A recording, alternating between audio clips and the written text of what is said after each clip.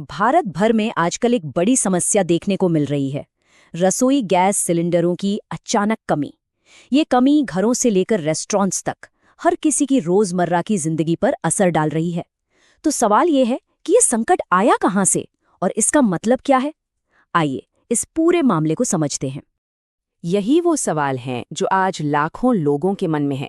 बेंगलुरु से लेकर हैदराबाद तक बड़े बड़े होटल्स अपने मेन्यू छोटे कर रहे हैं और आम परिवार सिलेंडर भरवाने के लिए लंबा इंतजार कर रहे हैं। आखिर ऐसा हो क्यों रहा है? और देखिए, ये सिर्फ एक छोटी मोटी परेशानी नहीं है, ये एक बड़ा आर्थिक संकट भी है। ये जो शब्द हैं, ये एक सीनियर होटल व्यवसायी के हैं। उनकी बातों से आप उस निराशा को समझ सकते हैं जिसका सामना आज पूरी इंडस्ट्री कर रही है। जाहिर है, जब रसोई का ईंधन ही खत्म हो जाए तो कोई अपना कारोबार कैसे चलाएगा। तो ग्राउंड पर सिचुएशन कुछ ऐसी है। रेस्टोरेंट्स के पास गैस नहीं है तो वो ऐसी डिश बना रहे हैं जिनमें गैस कम लगे। घरों में सिलेंडर बुक करने की अवधि को 21 दिन से बढ़ाकर 25 दिन कर दिया गया है ताकि लोग जमाखोरी ना करें। और इन सब के ऊपर दाम भी बढ़ रहे हैं, यानी आम आदमी और छोटे बिजनेसेस दोनों की जेब पर भारी असर पड़ रहा है।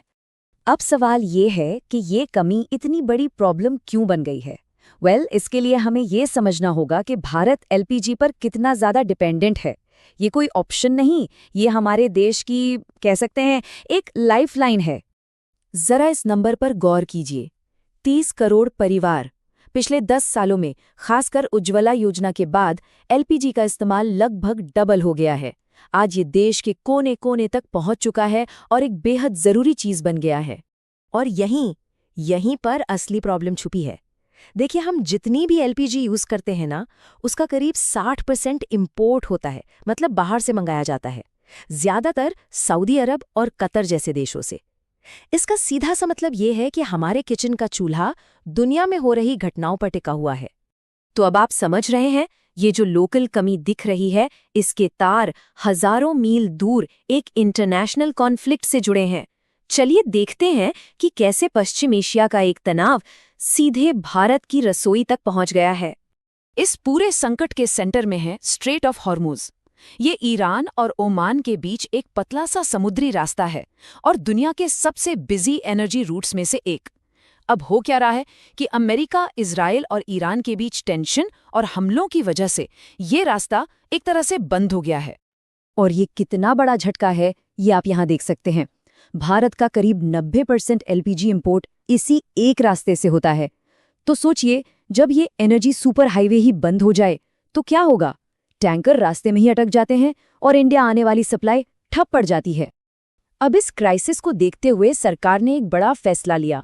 उन्होंने डोमेस्टिक कंज्यूमर्स को प्रायोरिटी दी, मतलब घरों, अस्पतालों, हॉस्टल्स के लिए सप्लाई को बनाए रखा गया। लेकिन इसका एक दूसरा पहलू भी था। इससे होटल्स और रेस्टोरेंट्स जैसे कमर्शियल यूजर्स के लिए बहुत बड़ी मुसीबत खड़ी हो गई। और ये मुसीबत कितनी बड़ी है, जरा इन नंबर्स को देखिए। भारत की रेस्टोरेंट इंडस्ट्री 6.6 लाख करोड़ रुपए की है। 80 लाख से ज्यादा लोग इसमें काम करते हैं और अंदाजा ये है कि सिर्फ एक दिन की रुकावट से इस इंडस्ट्री को 1200 करोड़ से ज्यादा का नुकसान हो सकता है। सोचिए जरा। और बात सिर्फ रेस्टोरेंट ओनर्स की नहीं है, ये एक पूरे इकोसिस्टम पर असर डालता है। शेफ, वेटर, फूड डिलीवरी वाले और उन लाखों लाखों लोगों पर भी जो रोज के खाने के लिए इन्हीं जगहों पर डिपेंड करते हैं। तो ठीक है, प्रॉब्लम तो समझ आ गई, लेकिन इससे निपटने के लिए किया क्या जा रहा है। चलिए अब प्रॉब्लम से सल्यूशन की तरफ चलते हैं और देखते हैं कि सरकार क्या कदम उठा रही है। सरकार ने एक 3 पॉइंट प्लान बनाया है। पहला, अपने ही देश में प्रोडक्शन को तेजी से बढ़ाना। दूसरा, जो भी सप्लाई है उसे ठीक से मैनेज करना। और तीसरा, दुनिया में कहीं और से गैस लाने के नए रास्ते खोजना।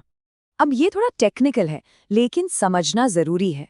ऑयल रिफाइनरीज को कहा गया है कि वो प्रोपेन और ब्यूटेन, जो आम तौर पे पेट्रोकेमिकल्स बनाने में काम आते हैं, उनको अब एलपीजी बनाने में यूज करें। और इस एक कदम से हमारे घरेलू प्रोडक्शन में सीधे सीधे 25% का इजाफा हुआ है। तो एक तरफ तो घरेलू प्रोडक्शन बढ़ रहा है, दूसरी तरफ नए सप्लायर्स भी ढूंढे जा रहे हैं। अब अमेरिका, नॉर्वे, रूस जैसे देशों से बात चल रही है। लेकिन एक चैलेंज है, ये देश बहुत दूर है, मतलब शिपमेंट को इंडिया पहुंचने में ज़्यादा टाइम लगेगा और इस बीच सप्लाई की कमी हो सकती है। तो तुरंत एक्शन तो लिए जा रहे हैं, लेकिन आगे का रास्ता अभी भी साफ नहीं है। ये शॉर्ट टर्म फिक्स हमें थोड़ी राहत तो दे सकते हैं, पर ये कुछ बड़े लॉन्ग टर्म सवाल भी खड़े करते हैं। एक इंटरेस्टिंग चीज़ और हो रही है, लोग भी इस सिचुएशन से अडेप्ट कर रहे हैं। इलेक्ट्रिक कुकर और इंडक्शन कुकटॉप की सेल्स में ज़बरदस्त उछाल आया है, लेकिन जाहिर है ये ऑप्शन हर किसी के लिए नहीं है। छोटी कैंटीन या दूर के इलाकों में छोटे ढाबों के पास न तो इतने पैसे हैं और न ही वैसा इंफ्रास्ट्रक्चर। और आखिर में ये पूरा संकट हमें एक बहुत बड़े सवाल के साथ छोड़ जाता है।